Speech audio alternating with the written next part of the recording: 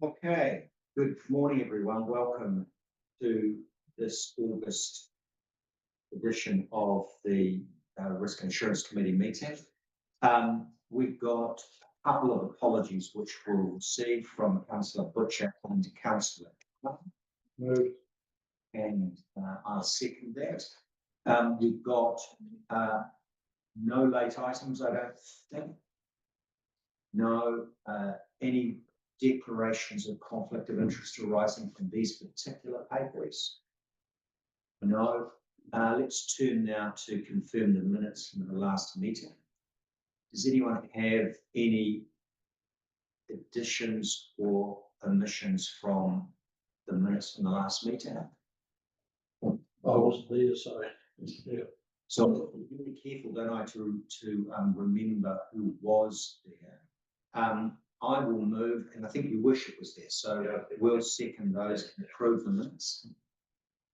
Let's turn now to the first item, which is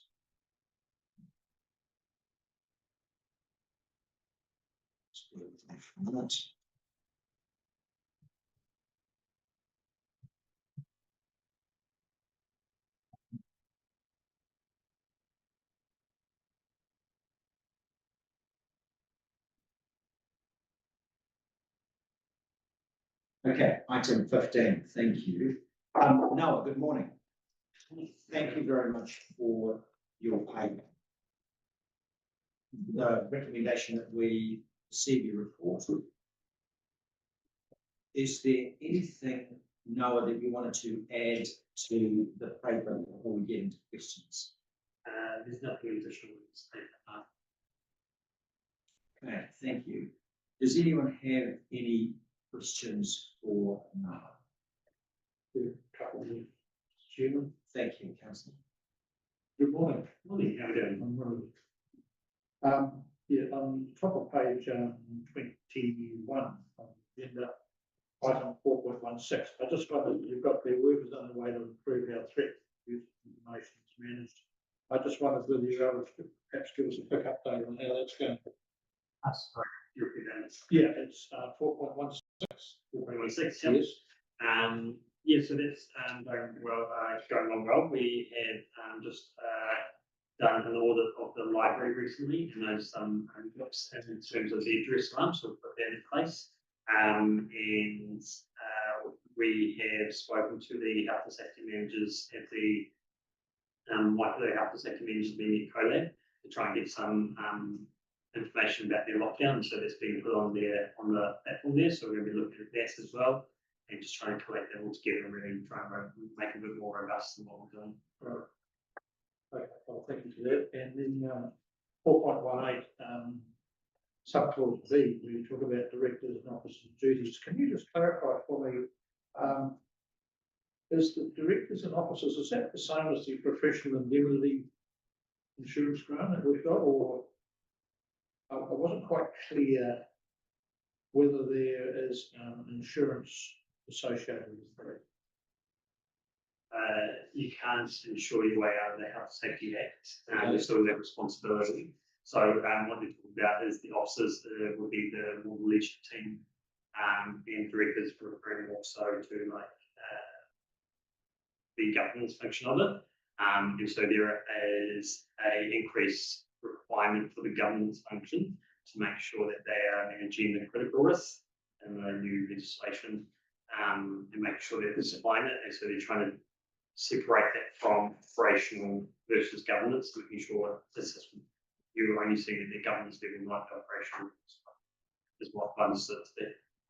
And more information is going to be coming out as time goes on. Yeah. So we've got probably next, we've got till 1 April next year to get everything sorted. So we'll start exploring this. My sense, Councillor, is that what David Robson and Graham and Rebecca have done is actually positioned the council quite nicely for these changes, in the sense that we have for some time distinguished between operational risks, which are managed by the chief executive, and strategic risks, which really are the purview of this organisation, are just committing. And that's consistent, I think, with where the legislation is headed, which is to focus on critical risks rather than operational risks. Sure. Otherwise, the risk register becomes completely unwieldy and the whole notion becomes impossible to deal with. Yeah. So I think this council's very well positioned. And we'll talk a little bit more about whole risk structure when we get to Rebecca's at the report at the end. Was there anything else? No, that was a thank you. I'd like to have a couple of questions, Noah, if I could. In what circumstances do you require pre-qualification?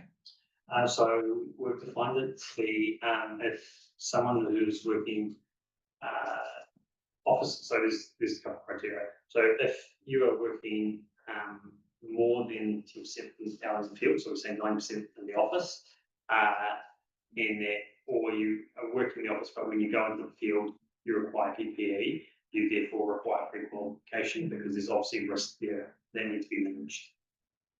Okay, that's helpful, thank you. The second question I've got is, was there anything that came out of your health and safety managers meeting on 30th of August, which would be useful for the committee to know? Not off the top of my head. I think we're all at that stage where we're trying to explore the legislation at this stage. And I think one of the things that we were all noticing around was that fatigue, just with all the changes at the moment with staff. So besides that, I can't think of anything that would be notable to be most of the stage. Yeah, and again, Rebecca's report, I think, draws out the issue of capacity really well as one of the emerging risks, unsurprisingly. Folks, do either of you, your worship or Councillor Buck, have any questions? Okay, great. Thank you. Thank you both. Thank you very much. Much appreciated.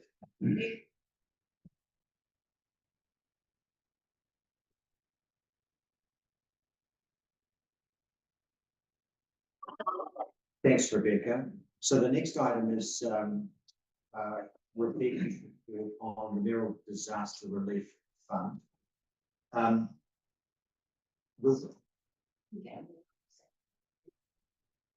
Beg your pardon, I'll move in, Councillor Jeffries was second. Thank you. Let's turn now to this report. It's not stated, but I assume, Rebecca, that you're satisfied that the council's met all the requirements of the fund administration? Yes, absolutely. Right, thank you. Was there anything, Rebecca, you wanted to add to the report? Nothing to add. I just wanted to acknowledge that the fund is now closed as of the 7th of August, and that the mural panel did a fantastic job in making sure the fund was administered well. It's not easy giving money away. You think it would be, but it's not. It's a hard task, and particularly with the emotion that was involved in this particular event that we were dealing with. Yeah, they did an amazing job, and very proud of the way the fund made such a difference in our community. I just wanted to acknowledge that. Wonderful. Does anyone have anything else they want to add? Oh, just one question. Was all the money that was received, has that been distributed, has it? Yes, so the funding for central government was the first 100,000. Yep. And then the donations that we received, that was approximately 65,000. And the remaining 21,000 came from council funds. Right, okay, so they're not holding any money. No. Okay. And the other question I really was just, I just wondered whether, apart from obviously the anonymous donations, did we acknowledge the donations that we received from all the people who donated? Was there an acknowledgement made to them, or? I can go to Brendan on that one. We didn't always have something to be, I mean, yeah, in terms of who it was, sometimes we only had whatever reference they put in the bank account, which didn't necessarily help. Yeah. I think we did initially in the early days, we put something up on the website saying thank you to everyone's making donations, just as a general sort of thing.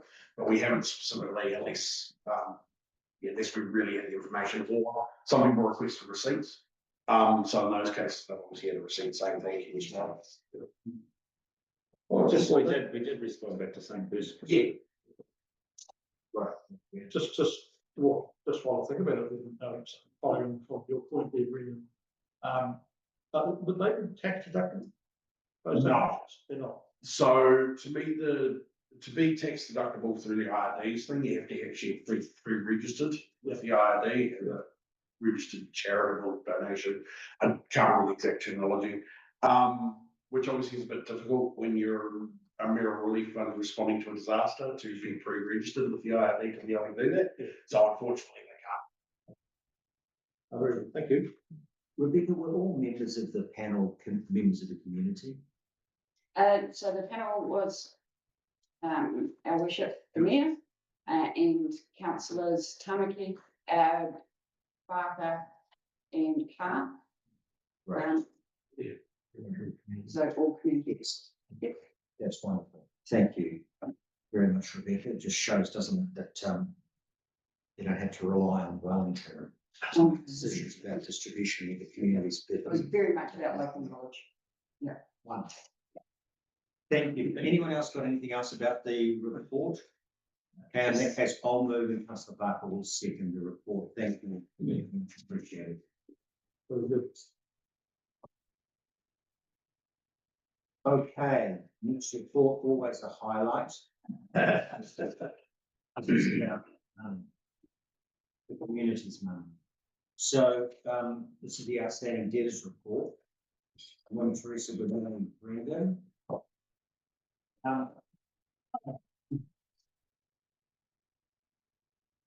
Is there anything that you wanted to say, folks, to bring us up to date? Oops, there you go.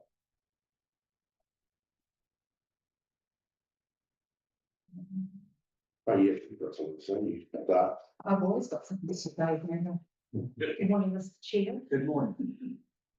Okay, so I just made a few notes as you said you would like a colourful report. Yeah, great. So on the debtors, which are unsecured debtors, I believe that big debt is now settled or pretty much It's there. Pretty much. It's pretty much there. Right. So next meeting, we will be going Yahoo. Wonderful. Yeah. So with the library, there is a big debt in there that is just one which we will be looking to try to retrieve the items that are outstanding. And there's also a big, in the sundry debtors, there's one invoice that's taken up most of that too, which we're looking to do further action with those. So that's on the 91 days. So everything else is sort of sitting where it should be.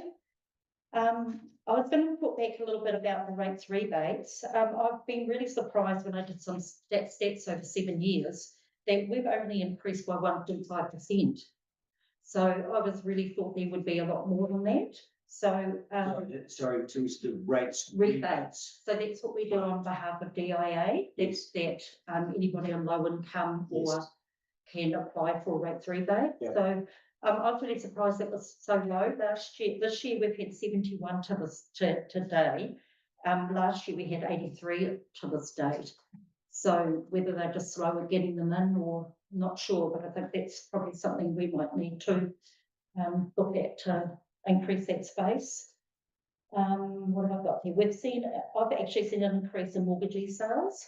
So that's something that's probably reflective of the economy. In the district, Teresa? In our district, yeah. Okay. Yeah. So It's not ones we're. No, this is actually mortgagee sales. Yeah, right. That's helpful. Thank you. Yeah, so that's good. We've got potentially 2 rating sales coming up. One will be in September, the other one January next year.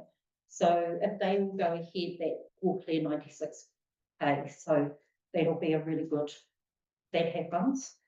And we've just seen a real increase. Like I notice the sales have been quite high generally, and that hasn't slowed down. So we are seeing some arrear debt being cleared because of that.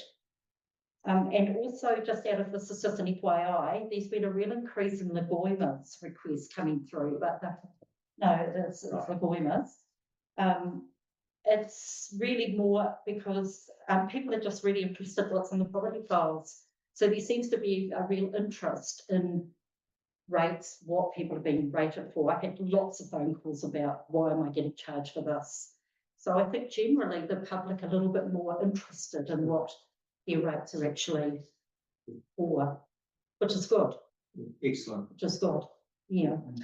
Maryland is really interesting, having lots of queries from, I've got Gen Z, but it's not really Gen Z, it's probably the next one, the 30 to 50, so it's the nieces and nephews and grandchildren now that are coming on board, wanting to know more about their ancestry. So we have a lot of what we call interstate properties, which we can't do a lot with.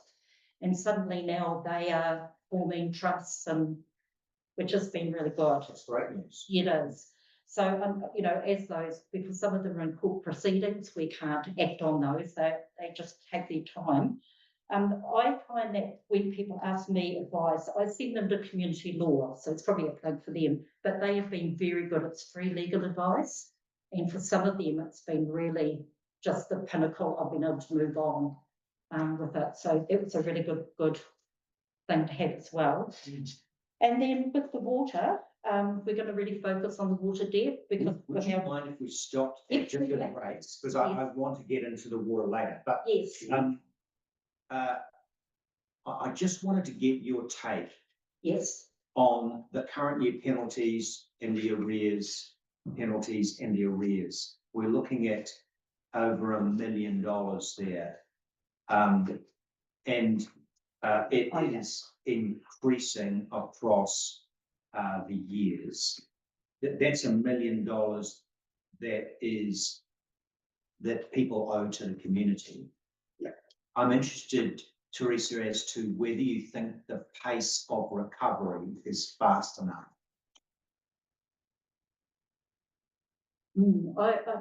Chair, I would probably say that like it's reflective of the rates increase, you know, over the years as well on those figures.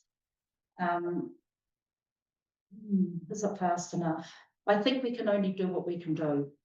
And it's just keep their communication open to all those ones that are trying to help them resolve what they're at and make them into a time payment. You know, some of it's quite tricky. They just don't have any money. So I usually say, look, $5, just give me $5, give me something. And so we do have a few that are on that lower minimal. What you can do about that? I guess there's a Yes. question there for the chief executive and Brendan, you as well, Yeah. which is around if you've got a million sitting outstanding to the community, the question then is, does that justify either an additional fixed cost resource or even a variable cost resource in order to bring as much of that $1 million back into your coffers, which obviously it reduces your interest costs in terms of your borrowing as an organisation and allows you to do more. So I don't expect an answer now, and totally respect the fact that this is an operational question. Yeah. But I just make the point as a outsider looking in. You know, when I think about businesses that I've been involved in, that's cash, sitting out there. And the question is does it deserve more resource? So what I'm going to do is I'm not going to press you for an answer. I'm going to ask the minutes to reflect the fact that I am going to press you for an answer when we next meet. So I guess what I would say is that this is the end of July arrears. A large portion of that big amount, as I say in the report, 284 of the 356 properties are all just last year's rates.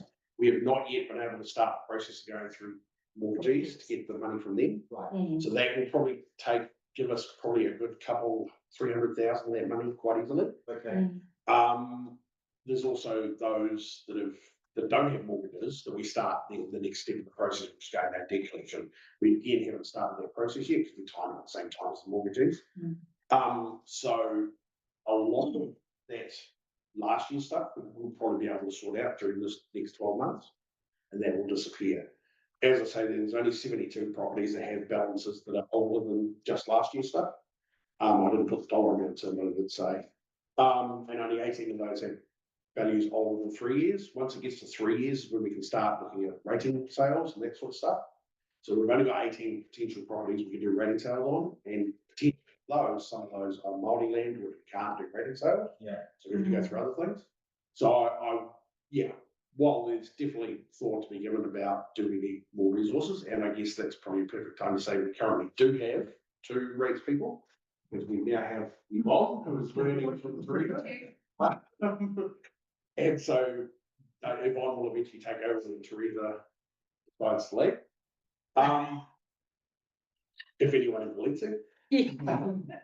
And so we do actually have that resource at the moment. So now is the perfect time as Teresa is training up Yvonne, and she's picking up things well. And for us free Teresa to do some more of that, chasing up some of that older debt. So we hopefully in the next 12 months at least we'll be able to quite substantially bring that money down, or at least do as much as we can to try. So our next meeting is the 9th of November. Yes, there will be one in October for the annual report, but the normal meeting will be Right. Yeah. Do you think we'll be able to see some progress by the 9th of November? I would suggest, yes, the mortgagees, we would definitely see some sort of progress. We want to have the money in by the end of October, because it won't be till November we can demand it, but we will at least know how much they get back, and we can report that in the report. Those are the ones that are going to deep collection, we can report how much percent of deep collection. Some of those, well, obviously, as Teresa said, we look at that one rate takes part of September. We may have done some more work on some of the other ones, so we might be able to report in the report a bit of information about where we're at for a lot of those. Okay. I was just going to make one, Mr. Chair, just to know that might be useful information for the next meeting is that sometimes percentage collected is a better metric than total outstanding, and so just as an example, our collection rate might be 95%, but because our total rates to be collected might have increased by 3 million over the last 3 years. So 95% of 15 million is a lot more than 95% of 12 million. So you've got to take that into context as well. Our collection rate might be the same, but our outstanding debtors will be higher. Okay. Look, I'm certainly not telling you what to do, because at the end of the day, it's an operational matter, but I'm just asking the question. You can do a lot. I'm sure Nadi could do a heck of a lot with $1 million extra. And so the question then becomes, do you spend a little bit to make more? It's a standard allocation of resources. Yes. Also a prioritisation issue. So I'm going to leave that with you and with the CEO. My question is, have we benchmarked what's industry norm from rates and other environments such as 95% collected? Is that what other councils are facing? Sometimes you can spend a lot. Like, certain industries have industries, or benchmarks. We want to be the best council. Every council is different because every council has their own quirks. Far North District for council, for example, they have so much multi-land that their collection rate is relatively low compared to ours. Like, I don't know exactly what their figure is, but I'd say if it's above 70, they're probably doing well. Yeah. I think 20 to 30% of their rates is multi-land up in Northwood. You go down to some of the South Island councils, they don't have that much multi-land at all, really. They've got a lot of big farms that probably pay their rates, so they're probably closer to the 99, maybe even 100%. So there's no real local government standard. It depends on your circumstance. Okay, thank you. Great question. Okay, Teresa, I interrupted you. Let's get on to water rates. So I think just the comment with the water rates is that really we'll be really focusing on that, working towards a transition to Waikato water next year. So that'll be a major focus. Just an FYI that we've had one property sold, which we're waiting for settlement to come through, and that'll clear 33K. So, excellent. you know, that'll probably bring that down comparable to us. Jason, forgive me for asking what might be a really stupid question. Am I right to say that the council keeps stormwater and that Waikato Waters takes wastewater and treatment? Yes, that is correct. And so, again, this is where probably the stupid question comes.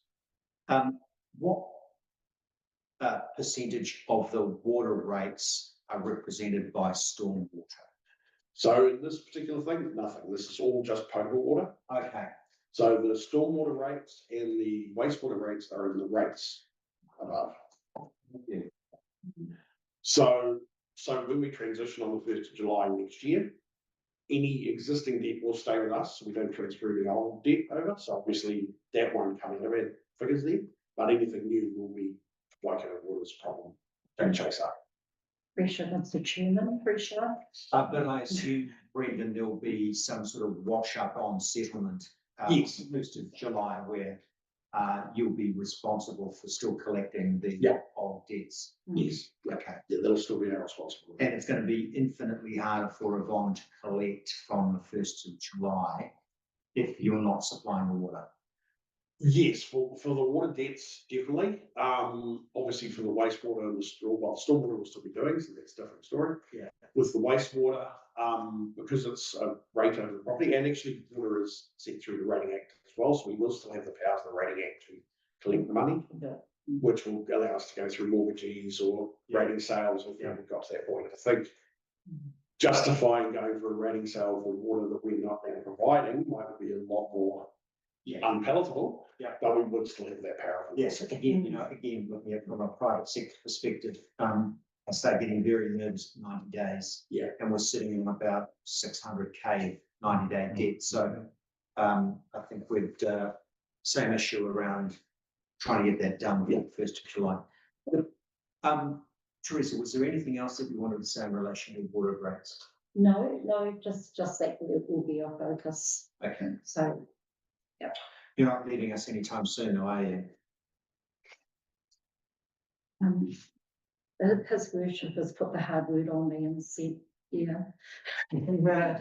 not anytime soon. It's good enough for Elton John to still be performing at 80. Yeah. It's good enough to be. My husband on his Thank you very much for all the work you're doing. And thank you very much for your report. That was really helpful and insightful. Thank you. And welcome, Yvonne. Excellent, thanks. So we will, I'll move that we receive the report as wish, second that. Thank you both. That's one question, of course, yeah. I guess the act would prevent us from doing this, but are we able to on-sell debt? Can we sell our debt to someone else and let them worry about collecting it? I don't know about whether there's any legal restrictions on doing that. I don't know whether we can find a market to sell it.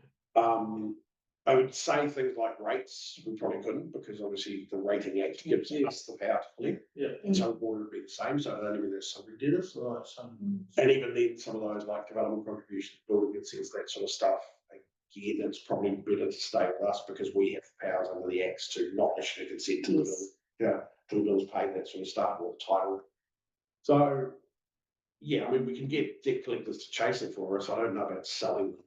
Never really thought of that. Yeah, we use TMC, which is owned by Metal Two Less, to do our debt collection. They do a lot of councils around the country, but it's debt that's secured on the land under the Rating Acts, so we've still got immense powers to collect that as a council, but I doubt whether if we sold it would be passed on. Yeah, It's a great question about debt factoring, but then when you look at the profile of the debts,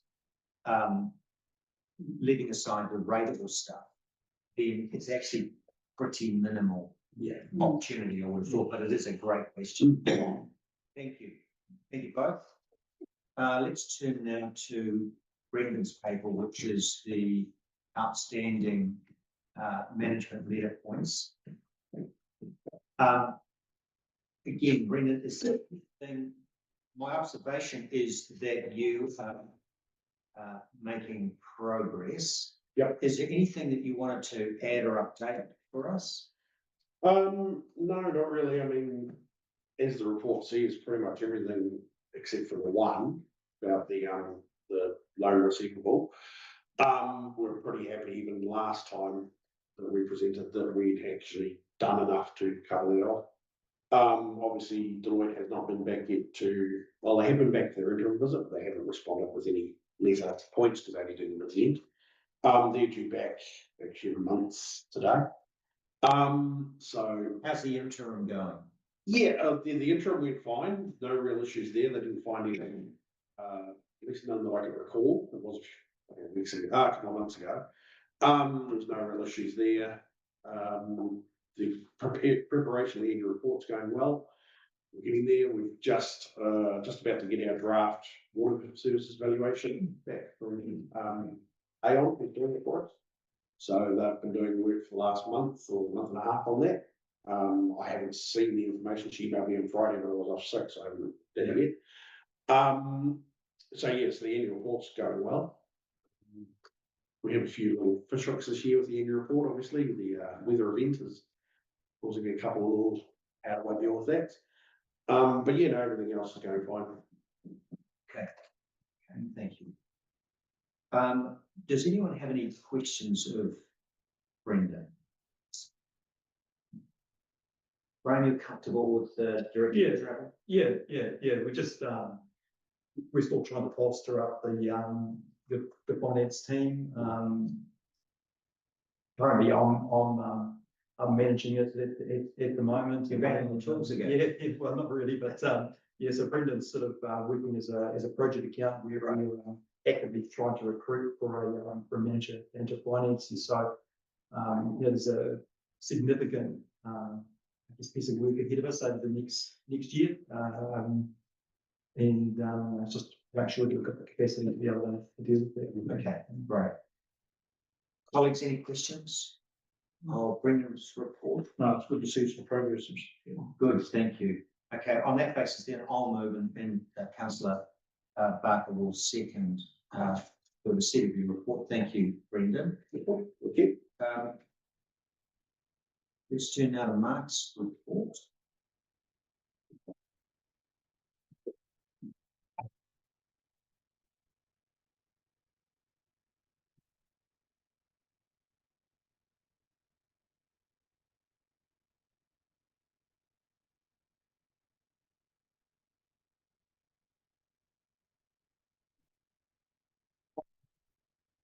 Good morning.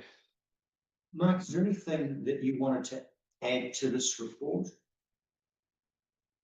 or highlight? No, at this stage, I think we're probably getting quite close to determining what those last 3 waters projects will be for this year.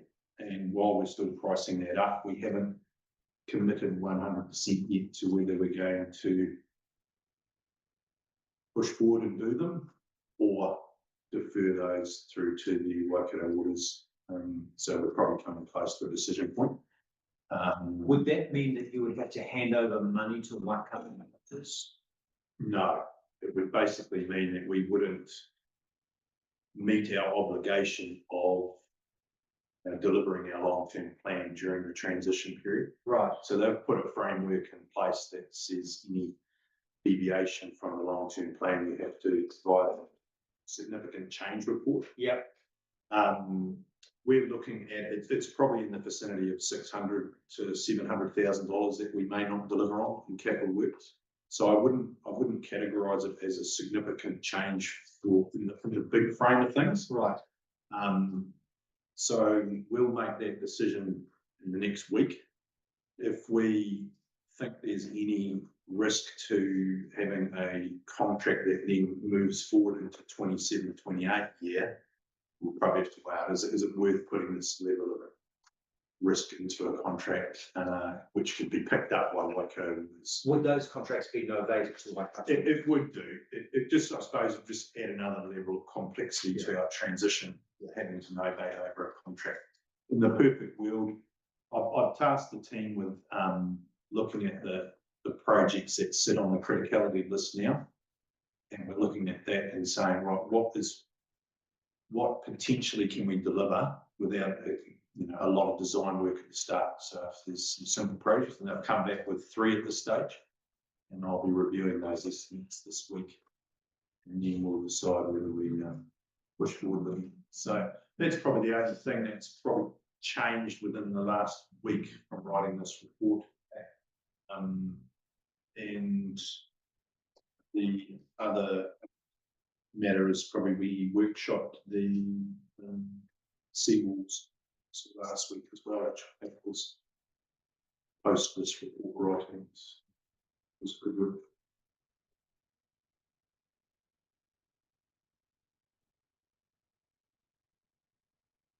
Come back to the seawalls in a minute. You probably are already doing this, Mark, but given the council's Head Start proposal and your reseal works, and the importance of, as you say, putting pressure on the contractors to deliver in the season, has there been any thought given to combining your work programs with Ōtorohanga in order to get yourselves greater up the priority list for contractors? No, not at this point, but we've already engaged with the contractor. We've already had a commitment from them to deliver that. They're fully aware of the program. The only, I suppose, issue we may have is if we have another wet summer. The indications at the moment is it's probably going to be the opposite of that, with super El Nino sitting out there. So from a reseals point of view, it's probably going to be good weather. From other obviously industries, it may not be. So they're fully aware of the commitment we're expecting to deliver. We've engaged early with them. Yeah, there was no need to sort of look further afield. Right, okay, thank you. And can you give me a one paragraph summary of where you got to on the seawall? I think that's one paragraph. We presented, two pathways potentially, with two completely financial outcomes. I don't think we arrived at an absolute decision on which pathway to follow. We had a discussion around that.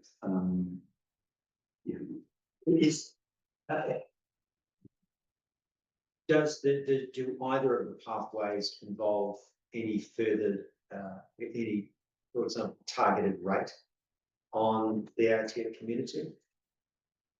Yeah, I suppose the two pathways we were looking at were continuing to rebuild and continue to repair, and the other one was, investing in an actual working group of, I suppose, a range of expertise around coastal areas and adaptation. That would have a lesser investment than a building investment. So those are the sort of two pathways that were presented. At this stage, they will both have an impact. It's probably which is the lesser. But we're talking long-term decision process here. At the moment, you can only afford half the possible you thought you could. Yes, yeah, the early estimates, although they've been refined since I first saw them, we're looking at between probably 50 metres would be a good cut. The risk is obviously going into a build like that will be expected substantial contingency fund to make sure that once we start that work, we can't just stop if 50 metres turns into 60 metres, turns into 70 metres. So, that awarding will come through council to make sure it's clear going forward that there's an element of risk about awarding a project in such an environment with a very small contingency. I would be thinking we would want at least 80% contingency sitting on something like that to give us an element of confidence to start the work. And you may have seen the interview with the head of IAG, which is signalling that IAG Insura may have to start withdrawing cover for certain areas in New Zealand that are subject to flooding. No, I haven't seen that. Well worth having a look at the interview. I'll send it to you after this. But it just reflects, I think, the fact that IAG say they're not happy with the government's speed in moving on climate adaptation, particularly in high-risk areas. And they say that the experience from overseas, and this guy was involved in North America, so quite a lot of experience down in Florida, where rates either just go through the roof or it becomes uninsurable completely. So at some point, I think the insurance market's going to collide with government policy. Okay. Does anyone else have any questions they wanted to ask Mark? Thanks. Morning, Mark. Mark, it was really just picking up on the comment you made there. Page 34 of the agenda, item 2.4, you talked about the deferred resale weeks. There's no issue in terms of contractor availability to get all that work done during the season? No, so that's a 3-year contract, so this is the final year of that contract. Right. And is that Informax or who is it? No, it's Hibbs. Hibbs, okay. Thank you. And the other one was, I guess, we need to have some discussion, I think, around the coastal structures program. And I just wondered, has council ever seen the consent, the resource consent, the renewed one? That's taking us out for another 20 years, is that right? Have we ever seen that? For which will? For AT? No, I've seen it. Yeah. I'm not sure. It's Well, probably not something we. The reason I ask is I'm just worried about what, if any, our exposure is in terms of that consent, and I'm just wondering whether at some stage we should get a report perhaps which outlines what our obligations are as a council in terms of that consent. Would that be an appropriate question, or? Yeah, I'm more than willing to share it with you. Obviously, it's both pretty sure it's been sent out to the board chair. Yep. He's seen Oh, it. has he? Okay. Yep. So yeah, I mean, it's a public document that just outlines the conditions that we've agreed to. So I can share that with council. Okay. From this committee's point of view, why do we, to me, the seaboard is just basically a structure for what we have in the district, no different to this building. This building is a structure.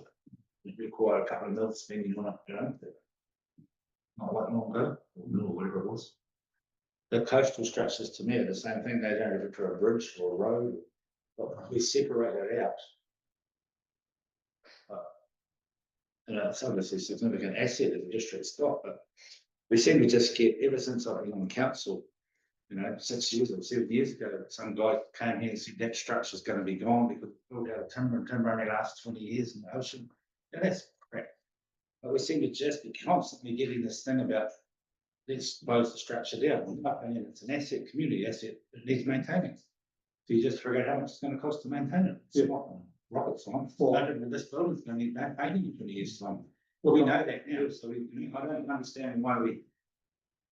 It's a significant asset, they are, but they're there to protect the public land and some private land as well. I totally agree with you. I agree with that. It's just, I'm just not clear on what council obligations are in terms of that consent. That's all. I'd like to see that. It's hard to reason councils, but should be. Like maybe you're right. I think the risk currently sits around the fact that it's got a very small rating base that's got to pay for significant investment. I don't think this is necessarily a decision around can we invest in it and can we build it. I think we can definitely continue to build on these assets. Whether that will last the test of time is another question, but it's probably the question for council is how do you intend to fund that investment? Whereas if you look at some of the other infrastructure projects that we have funded either hugely subsidised by NZTA Yeah. or subsidised by district. So maybe it's a policy discussion rather than. Kind of exactly what I mean, when you think about when we replaced that Mangere Bridge, you know, there's one or two people, you know, households, you know. If that was 100% having to be racially funded by the people on that road, people, yeah, it's a bit like Ōtorohanga Gorge, you know. Would probably be the highest maintenance costs in our district, because it's another one that's by water. Yeah, I think it's by water costs more money. Yes. But as councillors, elected members have to decide, I guess, do we want to look after our structures for our community, or do we want to spend a whole lot of money on consultants to tell us to get them washed away? I'm going to look after our assets. So I don't, yeah. Just have to figure it out. Yeah, well, yeah, you're right, and I think there was some concern expressed that in the discussions we had with Mark, about the sewer, there was a suggestion that we may have to start getting coastal engineers and all sorts of other people involved at a significant cost. And I might have mentioned why or what has changed since the last report. Yeah, but anyway, I just have some concerns about what the council's exposure might affect in terms of that consent, and I'd like that clarified. I can send that consent out to all elected members. It's, if you want to have a read of it. Okay, thanks, Mark. No problem. Any other questions for Mark? Okay, I will move and Councillor Jeffries will second that we receive the report. Thank you, Mark.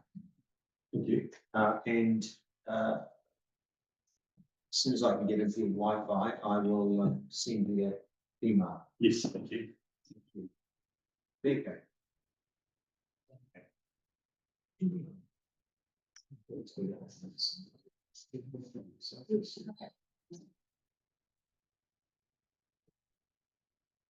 Oh.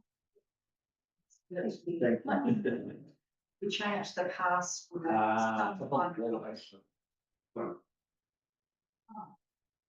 So it might be. That's my father's. That's been your last. Password as well. Okay.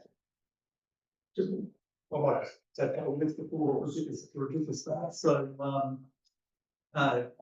yeah, this quarterly risk report, wasn't intended to replace our strategic risks, although, with the potential are some things in here that I think in the future are going to become strategic risks. So we get a monthly report from Aon Insurance and risk advisors.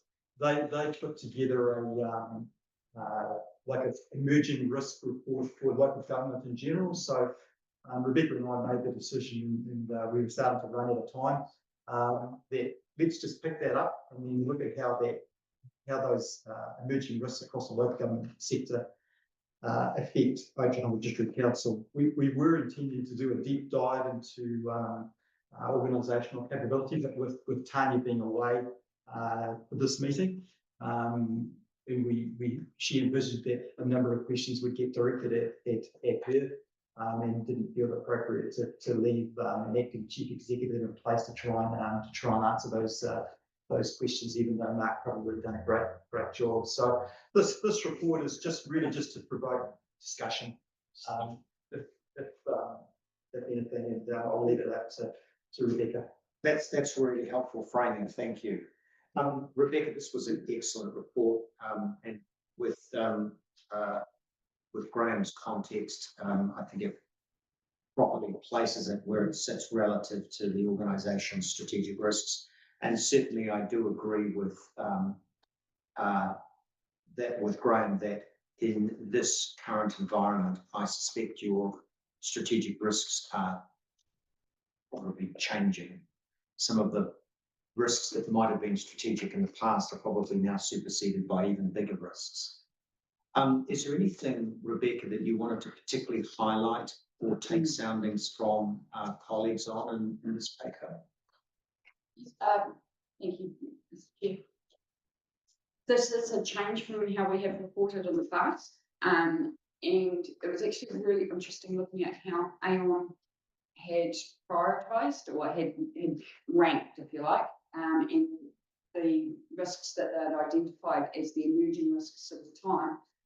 Within an ODC context, for us, what we've really seen emerging in the past 6 months and looking forward to the next 12 to 24 months is that interaction between the reorganisation, local water transition reform, RMA reforms, and our delivery capacity, which actually dovetails into what we were going to deep dive into our strategic risk. So there is a lot of intersecting with our strategic risk register, and it's very timely actually reviewing that as we go through these emerging risks. And as you say, what we're looking at as our strategic risks and how perhaps we were ranking those has actually significantly changed.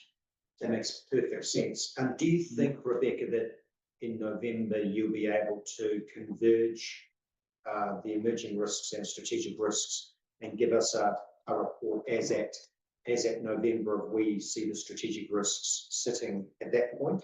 Because I think my own sense is that if you thought local government was dynamic before, it's even more dynamic. But of course, you know, if you're the government struggling with delivery, then you want to blame someone, and you're an obvious, your sector's an obvious one to blame. So then you restructure it to make it look like you're doing something. So I'm really interested in understanding your snapshot in November, recognizing that I totally accept that when you get to February, it may be somewhat different. So thank you for that. Is there anything else that you wanted to add before we get to questions? Just on the reforms, it will be very timely in November as well, because we would have had information in September. Do you still think that you will get feedback on your Head Start proposal by then? Yes. Okay. There's been no indication that there's going to be any delay or change to the timeframe from Cabinet. They have indicated that the decisions will be made on the Head Start proposals that have been received, and obviously ours is one of those. So they've actually only received 18 proposals to work through that encompass 48 councils. So the work that they had in front of them was actually a smaller work program than what they had initially envisaged, particularly if they're looking at using backstop for the remainder. There are a lot of unknowns. As an emerging risk, this is the biggest moving target that we have at this point in time. Not just from the perspective of whether we get accepted or not, it's what is the alternatives if our particular proposal isn't accepted in that format in which and how we've presented it. If we get included in somebody else's proposal that is then approved, that then changes things again. It's such a moving target. We're very much looking forward to the end of September and having some indication as to what's going to happen. So in terms of timing, November 7th election, your current understanding is that the end of September is you'll have some indication from insert, is that what it is? Insert as to whether the Head Start proposal are approved to go forward to the next detailed design phase. Right. So does that require, when you say approved, does that mean that it would have been approved in principle by Cabinet? By Cabinet. Wow. It was a Cabinet decision. So it's based on the proposals that the NZ officials that we have our Vanessa as our liaison. She will be making her proposal to Cabinet, and then they will be making that decision. So there is a political element to the decision making. So talking political, your worship, any indications you've got through that you and We visited Mayor Robson, we visited Wellington and handed our proposal to this, what's it called, the local rural communities minister, Mark Hassan. Pretty, most of it positive, but only talking to people. And we also went and seen Simon Norton Nance, who's an understudy to Chris Bishop in RMA. he was actually really positive about it when we explained it, you know. But they're in cabinet with him, because there's Tama Ōtorohanga, who's in cabinet too. So we've done a bit of work, politically, so to speak, yeah. So I mean, it's pretty easy proposal to accept, I think. Yeah. It's quite well known that we're happy to join, you know. Just by being out of the community, but yeah, and our local MPs, Barbara's very big on keeping the world together, so. Yeah. But kind of done what we've done, you know. They just keep bringing up this about our size, because we still have a very big population. Never thought that. Keep telling them it's economies of scale, not scale for economy. It's two different things. So you've got to keep that message going. That's a really interesting point. Of course, you don't have to be a big council to have an A-grade council and rating, do you? No. That's really helpful, thank you. And Just, we've had a staff who's like that too. there's no doubt. Just in terms of the Western Waikato proposal, which seems to have Hamilton City at its heart, but it doesn't seem to be a proposal that Hamilton City supports. Is that a conversation that you and Robson have had in terms of whether that might be a suitable fallback? No, we're very much wanting to keep ourselves rural. We don't want to get dragged into, you know, we lose our horse. So that's kind of why we're staying with it. We actually have in our proposal outlined that we've made possibly look at extending the boundaries into a little bit of red flag, a little bit of south coast. Sort of. Yeah, but we definitely don't want to, you know, no one sort of wants to go all in the right part of the hour and anything. Well, was there any part of the proposal that envisaged taking some of the southern Waipa district? A little bit, more just written in that we're happy to look at extending our boundaries. We kind of, But the focus is on rural. the focus is on, and the focus is on this timeline, because they want you to be able to go to the next election. So, Waitomo and Ōtorohanga joined together can feasibly do that relatively easily. But if you start taking little boundaries in your parts of councils, there's no way that you could actually achieve that. It's not achievable. So, to me, anyone with a proposal that's, you know, it's kind of not achievable. So, yeah, I hope to think we've got a very well written proposal that's very different. It's got unanimous support, and to me, it's an easy win for the government. You know? It's two less councils, to, you know, and like I say, if there's 18 proposals affecting 38 councils, that's going to slim it down a bit. So, when you take your easy ones on the board, that would be my thinking politically. You know? Otherwise, if they do nothing and push us out, they'll get. Isn't it the elephant in the room that Hamilton opted out completely? All the major cities have though, like Taranga's, no one wants to go. No, they've got no friends or big interests, you know? So to speak to you, yeah, well, Wellington's the same. They've had a bit bust up down there. Christchurch doesn't want to go with Selwyn district near us, like Ashton, right? No way always coming across, you know? So this, yeah, but we were the happy people in the you know, the LGZ meeting with all the mayors. You know, we handed our proposal straight to MCIP, so they can't say they didn't get it. So, and yeah, like people are almost envious of us because our two councils aren't quite united and quite unanimously doing what we're doing. Yeah, well, So surely, credit to you and the team. surely the government's gonna, you know, gonna have to find some really, really good, strong reasons to kick it out, really. Well, you think a smart money would be to say, okay, it may be subscale, but let's start with it. Yeah. Let's start with a community that wants to I work think you've together. made a mistake there, the smart money. That's true. But yeah, so Okay. Thanks for that. Does anyone have any questions of Rebecca?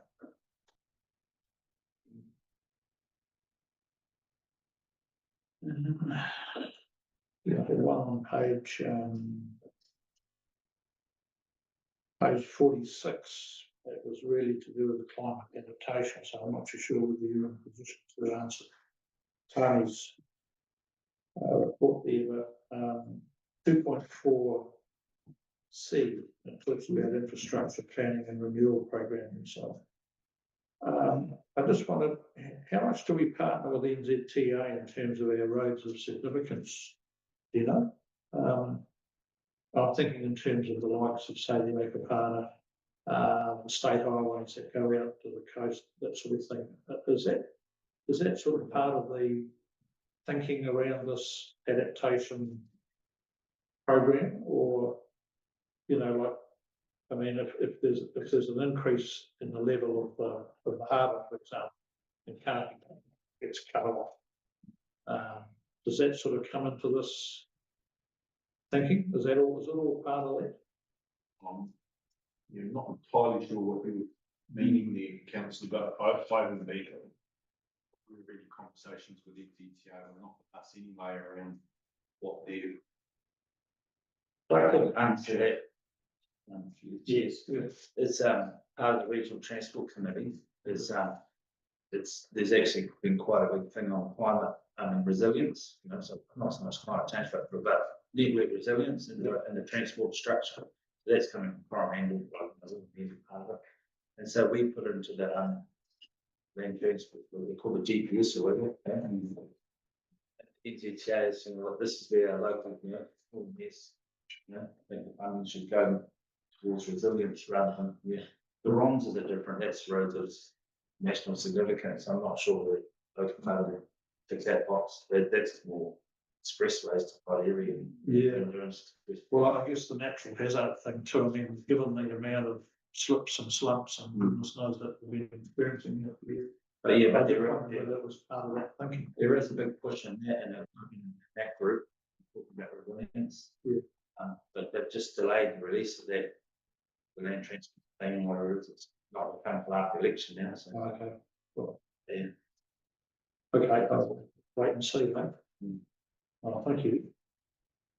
Rebecca, I've just got a couple of questions while Councillor Jeffries is looking at his notes. Again, the climate adaptation and natural hazard exposure.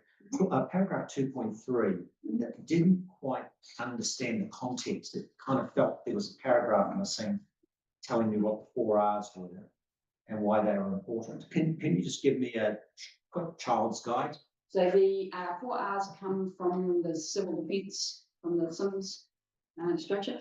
So in civil defence, we talk about the 4 R's as being reducing, being ready, and then recovery. Yeah. So there's preparatory work that you do in that reducing and ready components, which is where, now that we've had this experience in 2026, we can now see what we thought our readiness perhaps was what we were expecting, but we're going through a number of reviews of our civil defence response, and reviewing also our shared service arrangements around how we make sure we are ready and how that is resourced as well. So I'm sure that answers your question. That's really helpful. So one of the things that you said in 2.3 is the government's reconfirmed climate adaptation, planning and emergency management as core council functions. So there's no doubt, is there, that the costs of climate adaptation are possibly beyond the capacity of local communities. And so to what extent has the government in reconfirming climate adaptation funding, climate adaptation planning, talked about its preparedness to make a national contribution to local issues? I'm not sure on that one. Because you can plan up the wazoo, but ultimately, if Without the dollars. without the dollars, it's just waste of time. Yeah. Not to my knowledge, but I would say Tony would possibly have some information on that, but Why don't we have that to, yeah. why don't we ask Tony to talk about that in November with Mark? That's all right. Thanks, Rebecca. The next question was in relation to 3.4, which is the water services viability and transition. Mhm. You say at 3.4, there are some establishment risks associated with Waikato waters, with mitigations already in train at Waikato waters down well level. ODC's own risk register should track these as an early warning indicator. So, am I right to say that your risk register is tracking these risks? Yes, that's correct. Because we have the advantage of being second tranche. Yes. In the sense that, so we can see how the risks that were identified during transition planning, how they actually eventuate and become issues rather than risks, or where the risks are being mitigated. So with that in mind, our own perspective, so our risk register and our risk radar, I feel like for those transition risks can be informed by the performance of Waikato waters over the next 12 months before we transition on the 1st of July. So do you regard these as operational risks or strategic risks? Operational to the extent that the impact on operational. Yeah. The reason I asked that Yeah. question, Rebecca, is I'm sure you would have worked this out in a nanosecond, is to what extent that this committee needs visibility in terms of the risk tracking. And if your response is you and the senior leadership team think that this is operational and management risk, it's absolutely fine. I just want to make sure that you folks don't think we're tracking it, and we think you're tracking it, and as a result, no one's tracking it. Absolutely. Yeah, I think it's an element to that from this transition that feeds into our strategic risks around delivery, and perhaps also around capability, because as we transition, of course, it does have an impact on our staffing, particularly being a small council. As a percentage of our workforce, that is going to have an impact. So the transition itself does impact on that strategic risk, but the actual transition risks are operational in and of themselves. Okay. Makes sense? Yes, it does. So I'm simply going to say to you that if and to the extent there are material risks that we should have visibility of it as a subcommittee, then you'll make sure those are brought to the November meeting as part of your convergence of emerging risk and strategic risk report. Is that okay? That's fine. Great. So I'll simply leave that to your judgment, Rebecca. Thank you. And then just while others are looking, perhaps revealing my obsession with AI. What platform has the council chosen, and what safeguards do you have in place? So we are right on the verge, probably about 7 days away from launching a training and playground platform for our staff called Marvin, which is a Pastoral City Council initiative that they are now sharing with all other councils at a cost recovery basis. So they've made it very affordable. What that does is it opens up learning modules for staff to undertake before they're licensed to use particular AI. It then also has a playground where you get a safe space to play with different types of AI. So it might be Copilot, Claude, the various types of common AI that are out there, so that staff can then make an informed decision about what AI would be useful in their role. They can then use that as a basis to make a business case to become licensed in whichever AI suits them. So from an organisational perspective, we haven't ring-fenced ourselves to using just one AI. At this point in time, we do have a number of active Copilot licenses, and we are also trialling some Claude licenses as well, with just a select number of staff, just as an introductory point before we go into the Marvin learning platform. Yeah, I must say that's a really refreshing approach, which is to be agnostic about the platform and leaving your team to make an informed decision as to what works best for them. That's pretty impressive. Council is so diverse. The roles people do are very diverse. So it's the principle behind the Marvin system. So Tungsten North were excellent in the way that they developed this. And they did it from a people-centric perspective, not from an IT perspective. So it was actually a project run out of their HR unit, rather than technology. Wonderful. And I'm just going to take as read that the licensing that you'd be putting in place would be in respect of enterprise models that have safeguards in terms of data security and effectively walled gardens. So we use a third-party contractor called InnoFX, actually maintains those environments for us. So we only do things within the guidelines that they provide, which are fully tested and secured through their systems. So we use a vendor security on those and make sure that we're not using anything that hasn't got those appropriate guardrails and protections in place. Okay. Certainly, my experience as a business of one person is that the power of AI in terms of your ability to leverage is extraordinary. And again, I think that this council is kind of New Zealand incorporated writ small, in the sense that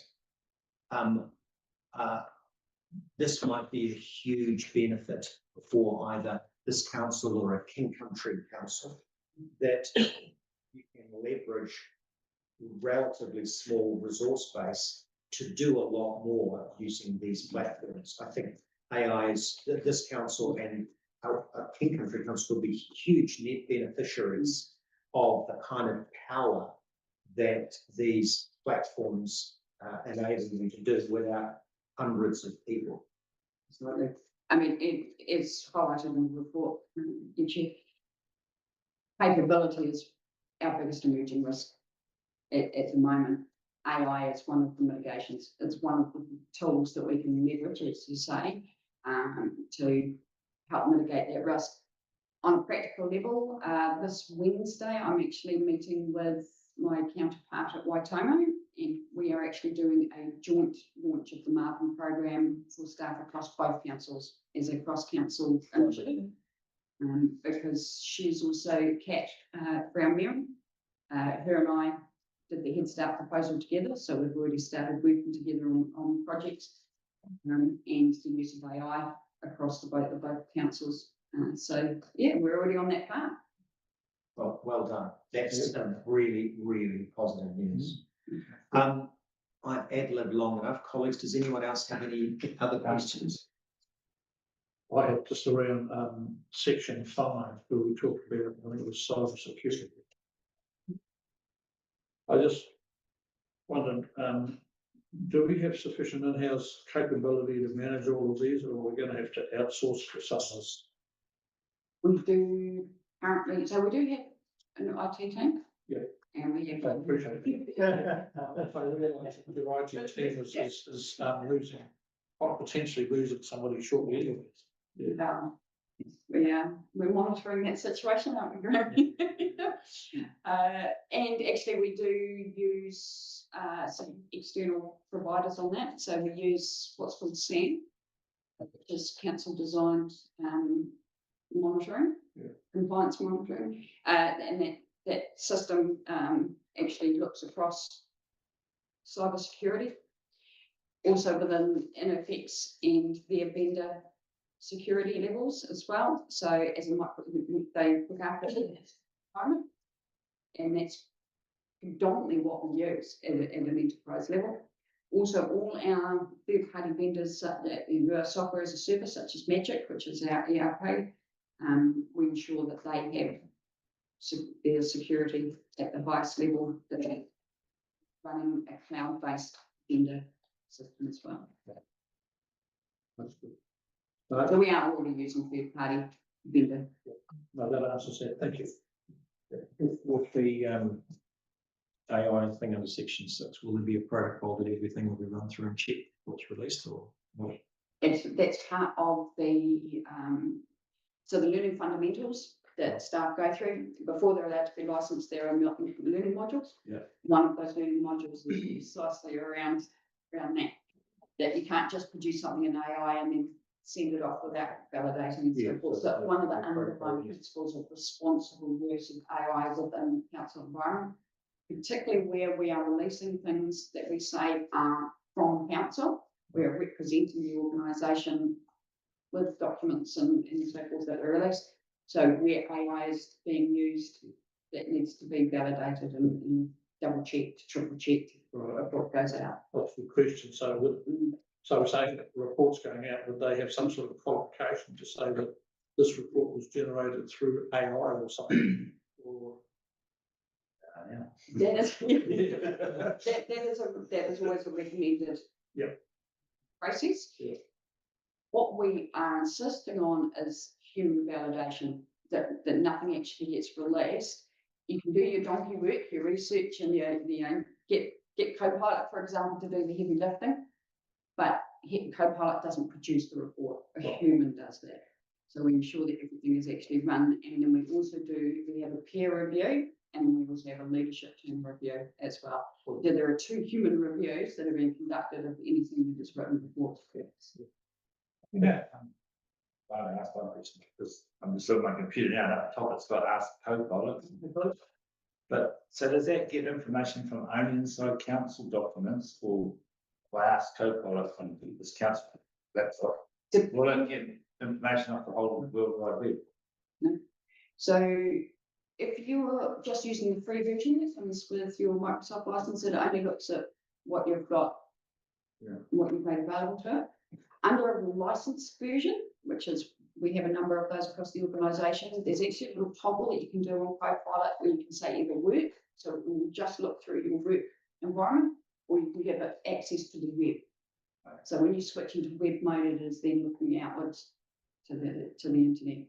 It's not releasing information into the internet. What it's doing is it's seeking information from the internet. Yeah.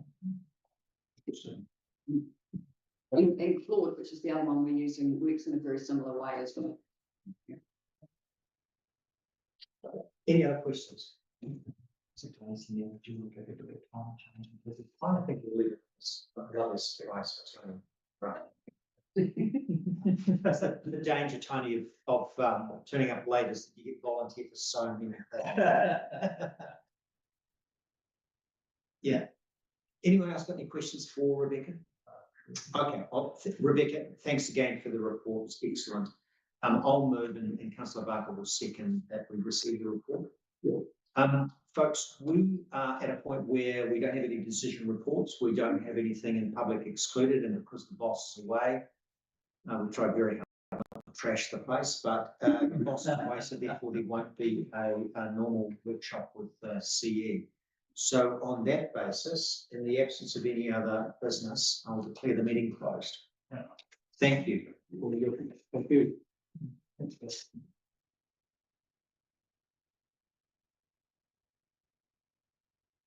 And lunch is really in the sheet class. Oh, wow.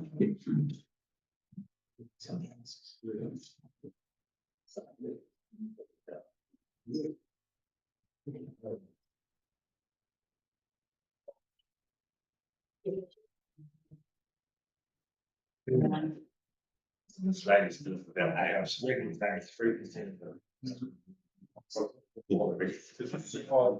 Next year.